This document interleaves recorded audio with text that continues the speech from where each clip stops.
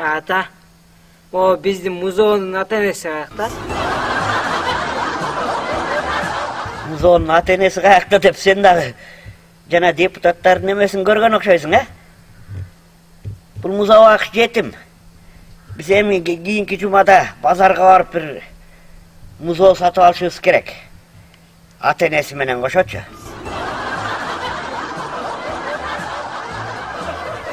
Мурда уюн эле анан энеси менен эле баласын алчу эмес белек. Анан азыр атасын кошо албасак болбойт экен. Азыр жана атасынан дагы сүт чыгап турбайбы? Кандай болуп атыптыр го, букалардан да сүт чыгып атыптыр го, ошону айтып атышпайбы? Бир атасын, энесин кошуп туруп алалы.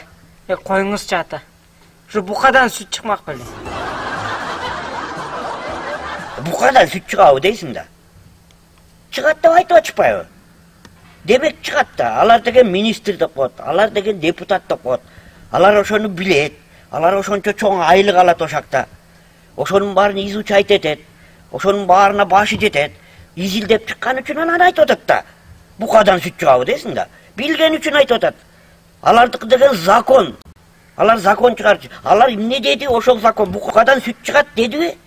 Демек сүт чыгат, закон алардыкы.